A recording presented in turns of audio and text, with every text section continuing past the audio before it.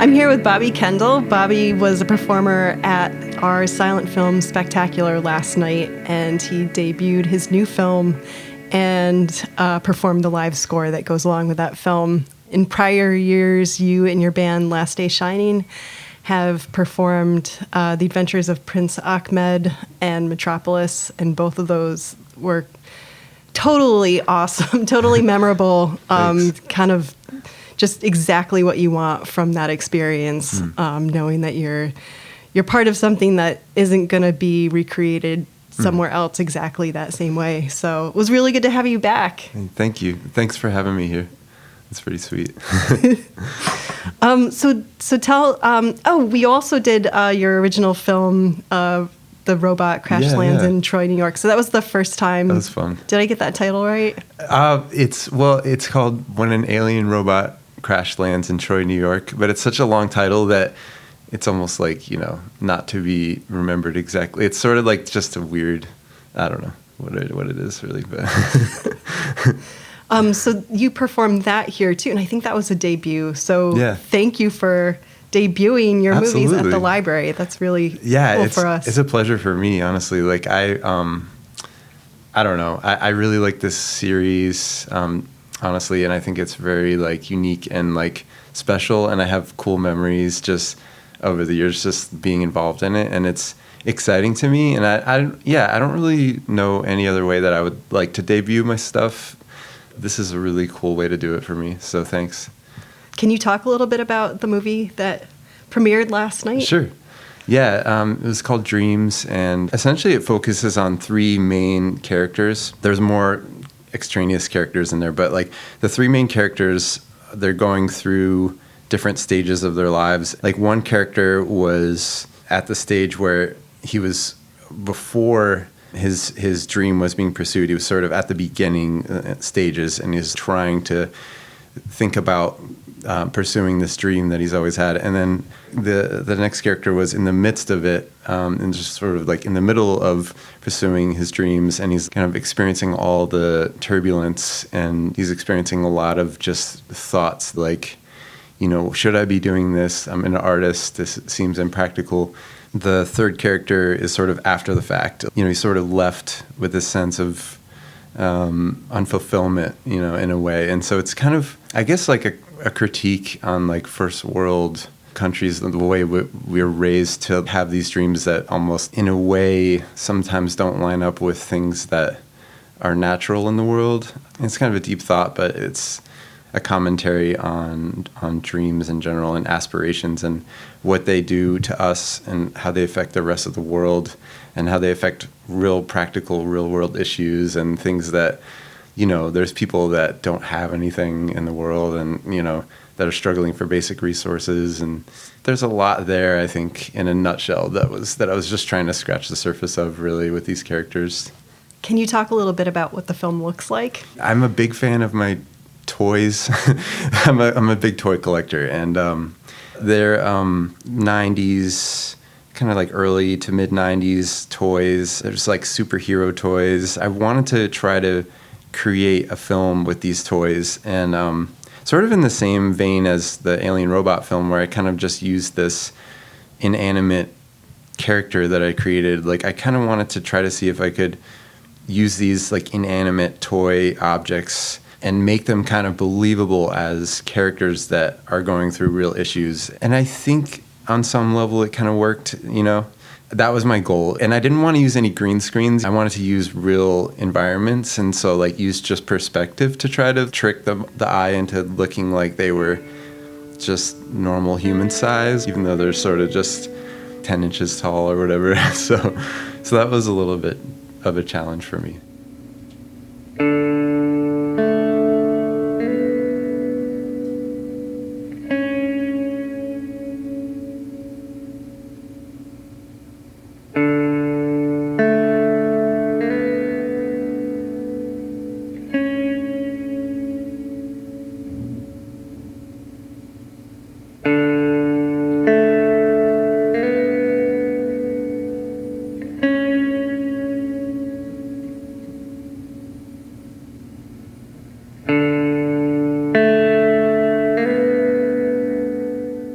I would say that it worked because Cool. when the film starts and then you immediately know that it's toys. Right.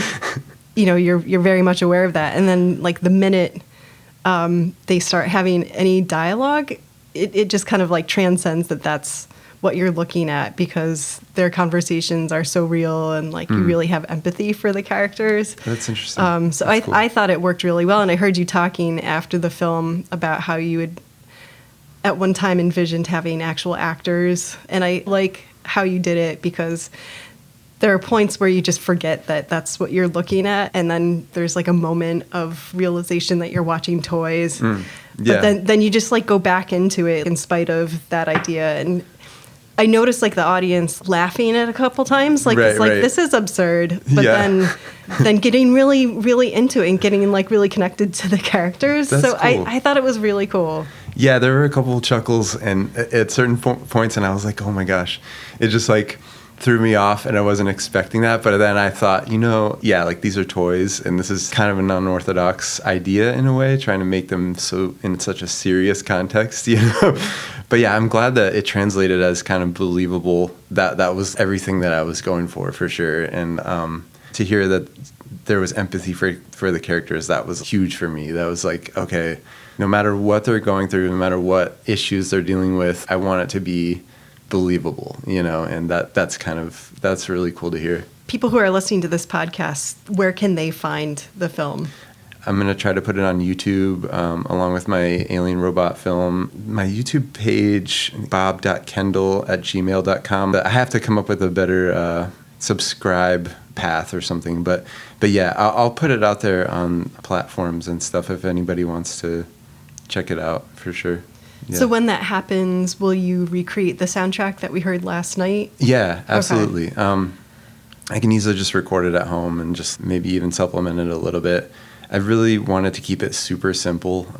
Just that idea of it being one guitar, just kind of one part. There wasn't any loops or anything. I just felt like very stress-free about it, I guess. And I just wanted it to be just like a simple score that the focus would be the movie and not necessarily the score. And the score would just kind of be this just very simple ideas that aren't too cluttered. So that was one motivation with not having the whole band with me.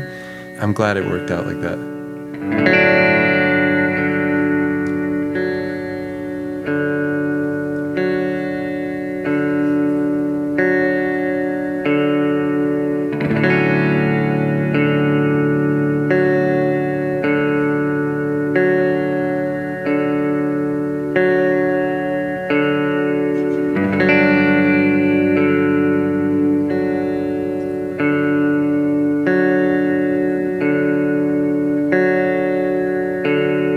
We've been doing silent films for 14 years. That's awesome. So through the years, the first round kind of contacted people who I was familiar with that I thought would be up for the challenge. And then from that point on, it just kind of grew until eventually people that didn't have any connection to the library or the people who work here whatsoever were starting to want to participate. And that's kind of amazing. where it is now. And I think it's been great that we've had like such a diverse films and diverse musicians participating over the years. Absolutely. And so then cool. when you wrote your own film and came in and performed for that, I mean, that was the first time that happened. Oh, really? So, that's really cool. yeah. I hope it keeps going. Yeah. And I think I've found a way that works for me to get through it. Yeah. And it's kind of character driven, like kind of like create a theme for each character. And when they come back on screen, like go into that. But then like there's a point when like the audience is going to pick up on that. And like you gotta keep it interesting. Yeah. That's so interesting that you say that. I love that philosophy in general. And I kind of, in the past years, I've been thinking more and more about how Last Day Shining could, approach writing another score, or how I could approach writing another score. And like, I love the character-driven concept of, themes for each character. I guess the key for me would be changing the style that those themes are played in almost every time, or even like play them a couple times, but then play it slower and like only with one instrument, or play it in a different key on a different instrument one time, or like play it meshed with another sort of weird sound, so it's kind of in the background. And I feel like there's so many possibilities with that character theme idea, because a lot of movie scores only have a couple themes going, like a Hans Zimmer movie like Interstellar or something like that. The themes a lot of times are so simple, and sometimes he'll just play one piano note, you know, and it'll be like the melody of that theme that came in before that was so insane in that one part, and you're just like, whoa, you know, it's so powerful, just the thematic development and the freedom that you can, you know, kind of the directions you can go with that.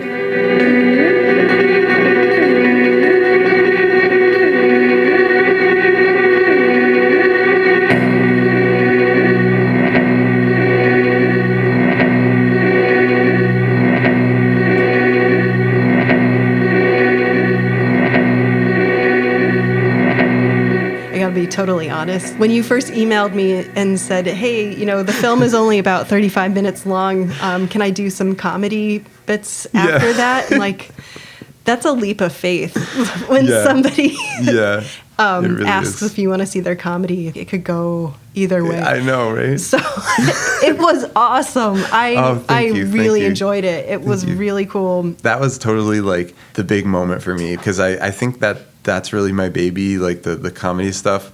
My best friend and I, we've been writing these skits together, and we've been making, you know, we're always just joking together, and he's a stand-up comedian. He lives out in Indiana, and we created this thing together called Urgent Comedy, and you can find that on YouTube as well. It's Urgent Comedy. You can subscribe if you guys like it. We're really having fun just making these things, and my brother is involved in the skits, and I was really glad that I got to show those skits, and I felt like the audience was, you know, genuinely laughing during some of them, and that just made me feel so happy. That is a huge leap of faith, I admit. Comedy is so personal to people. Like, I'm glad people were laughing with it. It was kind of hard not to laugh.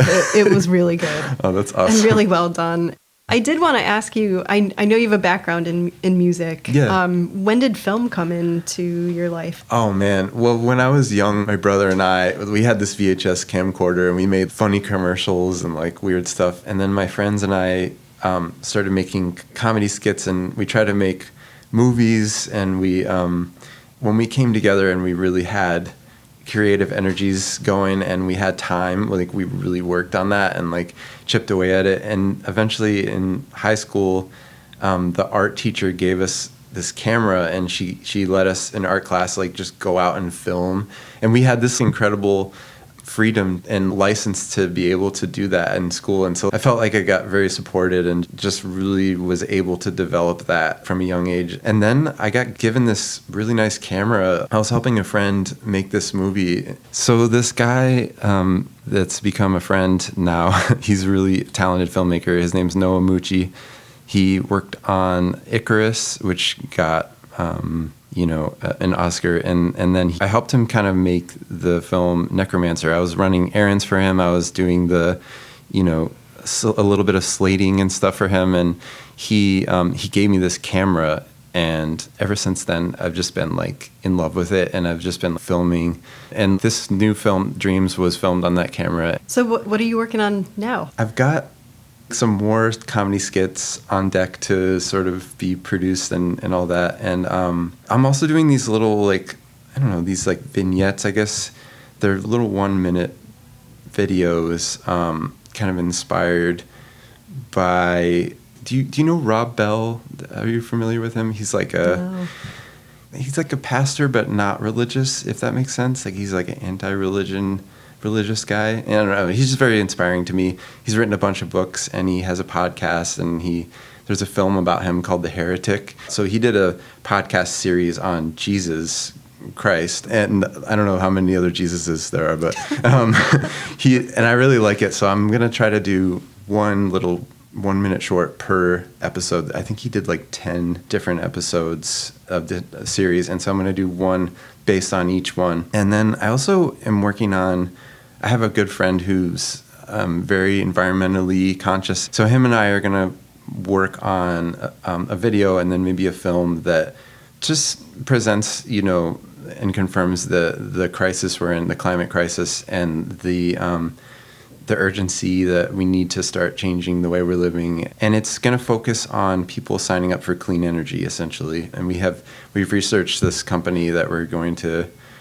suggest among a couple others, and it basically switches your energy to solar or wind or a combination of the both. It's going to be sort of a company, I guess, that's driven by this video that's sort of an ad, but like a very personal ad that's not trying to make money in a way. So like an ad that's just trying to save the world, I guess. I don't know.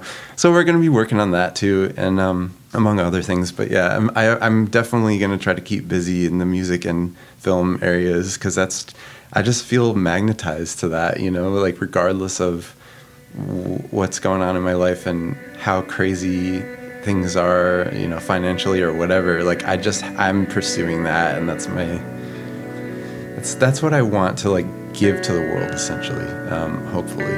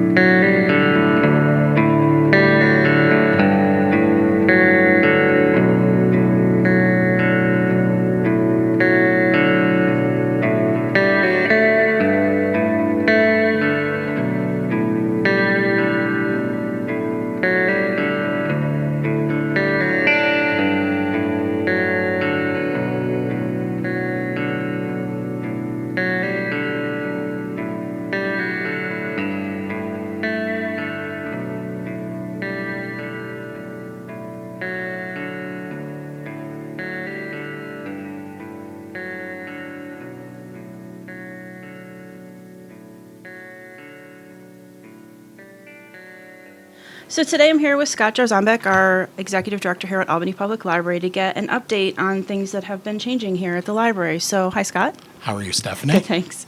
So let's talk a little bit about Washington Ave branch first. So there's been a lot of construction on the first and second floors. Can you talk to me about what we've been doing? Sure. We've looked at the Washington Avenue branch, and we realized that kind of its usage has changed over the years, and we want to reflect that in how the building operates and making the building a little bit easier to operate.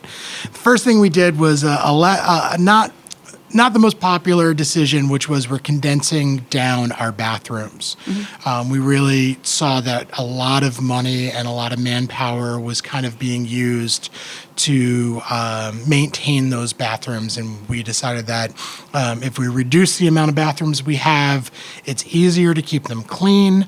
It kind of makes it so that they're busier, so some of the behavior that would go on in those bathrooms wasn't just easier for us to keep an eye on, but if you make a space busier, that means people have less time and freedom to kind of do the non-bathroom things that were going on, and it just keeps it easier to clean it. We're not in the bathroom business per se, and we're kind of trying to move away from that so we can use our resources and talent on other things. So I think most people don't notice, but I think there are some people who do notice, and for them we're just open and honest in saying that we were nervous about some of the things that were going on in our bathrooms here, and that by making them smaller, single use, yes, you may have to wait online to use the bathroom, but that means that there's just a revolving door of people, which makes it less comfortable to do some of the non-library things that occasionally we would have going on there. Right. They'll also be brand new, clean, yes, nice and updated compared to what they have been in the past, which isn't the greatest. Not the greatest. Service. We were not proud of our bathrooms, but I'm not sure if being proud of your bathrooms is necessarily something that we want to be proud of our programs and our services. Good point. So, that was the first, and that was probably the less popular change. But what we also noticed is that really what the Washington Avenue branch does is it provides programming and digital really kind of bridges that digital divide.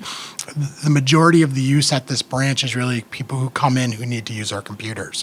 It has to do with our hours. It has to do with our central location in the city, the fact that we're on a major transportation hub, the fact that we're close to other social services like DSS. This is really digital, not just digital inclusion, but also digital literacy is a big component of what we do here. So you'll start to notice some changes. The other thing that we saw was the fact that our programming numbers here have gone up because we have such great hours at this branch, and because of the fact that we're centrally located, a lot of people come to our programs. And so we've taken some kind of open space where the DVDs were, and we created some learning labs there. And that also is in part to do with the fact that we have Albany Made there and it's so popular, and sometimes that space is too small to do programs in. So we've done basically 2 adjacent classrooms that you'll notice. And simultaneously, we've reduced the amount of shelving that was in the media section. We have about the same amount of linear shelves, so we can fit the same amount of DVDs. Just the shelving that was there was really huge and took up a lot of space, made the space a lot darker, kind of made some corners that we really couldn't keep track of. So it's a much lighter, friendlier space that is more engaged. And, I think people, still a nice space to hang out at, but it's just kind of, our staff can kind of see what's going on, making it a little bit more safer. And then having those classrooms is key. We have so many educational opportunities that go on across the district with Albany Public Library, but Washington Avenue is really a great space that people come to learn new skills and learn about new things. Right. If you haven't seen that area yet, it's much more open and bright and airy. The 2 new classrooms are all glass walls, so you can kind of see what's going on in the library, still see what's going on. Plus, I think staff is really excited to have those extra spaces to do more and different kinds of programming, so that's really going to be great for the patrons. Yes. And then in the back of the Washington Avenue branch, where our technology commons is, where those computers are, we've done 3 study rooms, which kind of give people privacy so they can do their work. You can usually, just like at all of our branches, usually have those spaces for about an hour a day. And then we did another larger space, which is actually it's an express local history space. Having the local history room upstairs, it's really hard to staff. So we thought that we'd create an additional space on the first floor that people can come to and do some local history work. You won't have access to the full collection, but you definitely will have access to the more popular parts of the collection. And that way you can go to the reference desk, we can let you in the space, and sometimes when we have the staffing, we can retrieve some material from upstairs. Again, this won't reduce the amount of local history hours that we have upstairs and won't take away resources. It'll just make it so some of those resources will be available whenever the Washington Avenue branch is open. That's really key. The fact that you can get a lot of this stuff whenever we're open is huge. Yeah. I mean, we know that not everyone can conform to our schedule for local history, so we've been kind of going back and forth the last few years going, okay, well, how do we create a space where our material, because a lot of the material that's in that room is irreplaceable, how do we still secure that material but make it so that it's a little bit more accessible during all of our open hours? Right. I think that's great. So the stuff that we're doing, the changes we're making at Washington Ave remind me of the fact that we're coming up on the 10th anniversary of when we opened our quote-unquote BIP branches, the Branch Improvement Project branches, which was renovating Pine Hills, Delaware, and Howe, and building Bach and Arbor Hill, West Hill. So between November of 2009 and June of 2010, we opened 5 of these buildings for everyone and did these huge celebrations and things like that. So now we're coming up on the 10th anniversary of that. So, we had a really, really long talk among some of our leadership. Do we do a big celebration for the branch improvement, the 10-year anniversary? And we're going to do we're allowing the staff at each branch to do small little celebrations. And that's because what we're really looking forward to is 2022. We're starting the planning now. That will be the 100-year anniversary of Albany Public Library. Before 1922, the city had library service, but it was multiple small or larger organizations that provided library services in different parts of the city, and they merged together in 1922, and we want to do a huge celebration for that. While BIP was fantastic, and we have these wonderful branches. You have to remember, those are only 5 of our 7 branches, and if we really want to be one library, 7 branches, then we have to include North Albany, and we have to include the Washington Avenue branch. So we didn't want to do a big organizational celebration and have those branches feel left out, and we're so close to 2022 that I'd rather just do a big blowout 100-year anniversary for the entire organization. So you'll see some little open houses, some cheese and snack party, because we love doing that, but nothing huge for the 10-year, although, we're really grateful to the people who put really hard work into making that happen. What we really want to do is celebrate all 7 branches together in 2022. Right, and the little BIP branch open houses for their 10th anniversaries, if you haven't had a chance to visit all of them yet, this is a great opportunity to go see what they look like, what they've got in there for you, programming, services, materials, all that stuff. It's a great chance to kind of hop around the city and see what we've got for you. The other thing I wanted to kind of end on is I was thinking about it, and you've been here just over 5 years now as executive director, so I wondered if you had some thoughts you would want to share about how things maybe have changed from when you started as director to now, or maybe some of the greatest accomplishments or things that we've been able to do for the city and the people of the city during that time? My job is not that exciting. I get to do the kind of the not so sexy work of building in process and working with finance and working with facilities. So the things I'm most proud of, I don't know if are necessarily like things people want to hear about in the podcast. But some of those things have really put us on a solid footing that are the infrastructure backbone work is required for us to be able to continue to do the fun stuff. So the things I'm most proud of, and this is when everybody turns the podcast off, the refinancing of the bonds, which made it so that money was coming back into our budget as opposed to being paid out to banks, and that was over $100,000 added to our budget every year that we did about 3 or 4 years ago, and that was really an exciting moment for me. We got a really great rating from Moody's, which I was really proud of. Having basically it's a great credit rating for the organization, showing that the organization is in strong financial footing. Then there's the hard work that the board and the administration of the library put into getting to being part of the pilot payments that go towards the city. That was another $440,000 that really shored us up at a time that we needed it, with the buildings becoming 10 years older. Right. There's a lot of work that needs to be done on these buildings. After 10 years, a lot of systems. We did all these libraries at the same time, so a lot of them, it's 10 years. If you own a house, your heating, your boiler, your roofs all go after 10 years. So that was a really perfect time to kind of shore up those, to make sure that, we have a little bit of money to put towards our facilities and our buildings. Right. Those are the things that I'm really proud of. I'm also proud of the fact that we've really worked more towards shoring up what was considered the branches, to make sure that they operated. We expanded hours, we expanded staff, we really extended programming, and we've hired some really talented people. Right now we have branch managers in branches that we never had branch managers before, and these people are incredible leaders, and I think really moving the library forward in a really strong trajectory. And then, I think that one thing that's really important to me is sustainability. Mm-hmm. And when you look at our budget, I think we're a sustainable organization that can keep doing the amazing work that our staff does.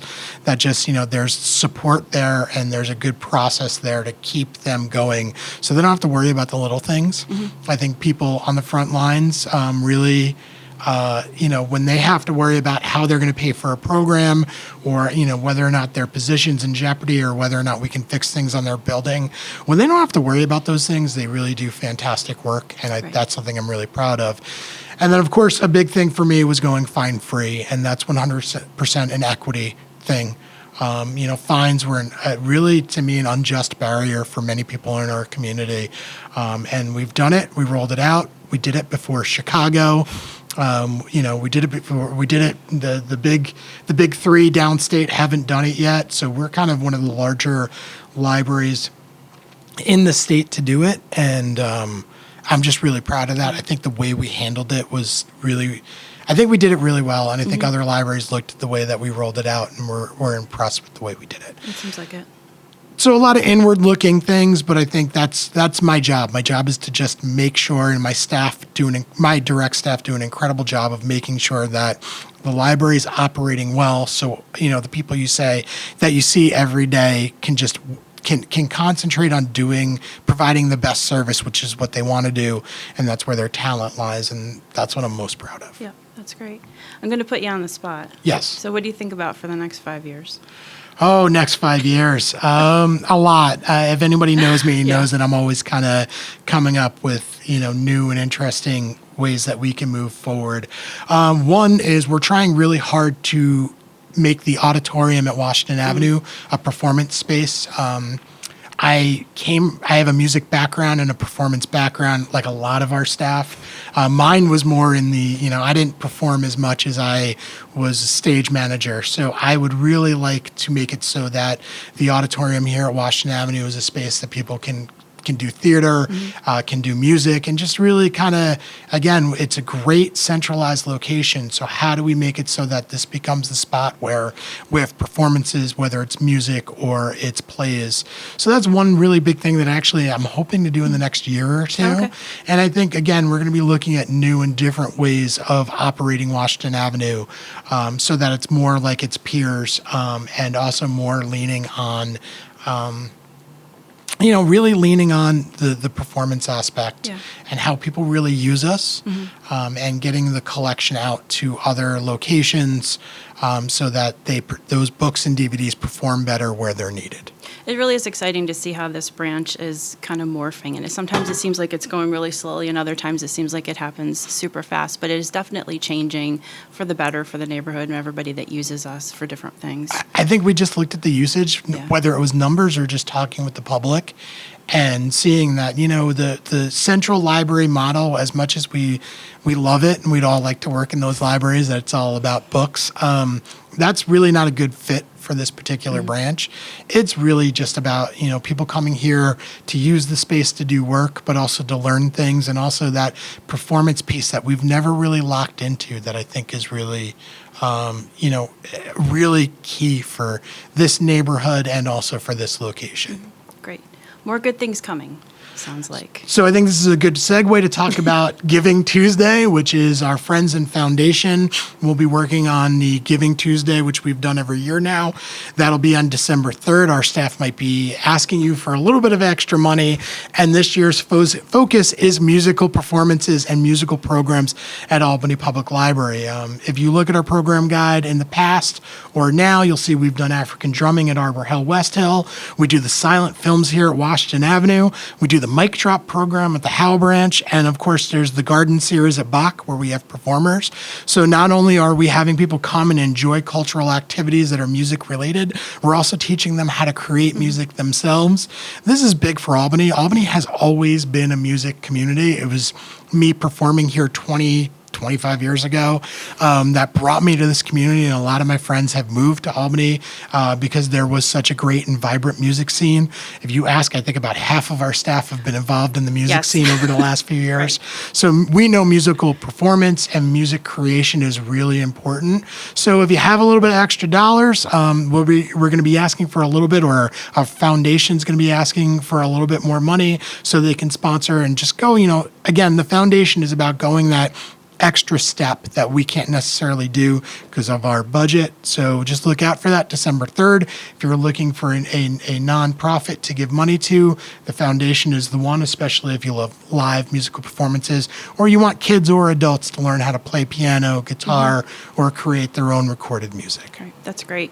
Yeah, and if you want to follow us on our social media, Albany NY Library, you'll hear more about Giving Tuesday. The silent films was the first section of this podcast, all kinds of stuff. So you can hear all about that there. So sounds good. Thank you very much. Thank you so much, Stephanie.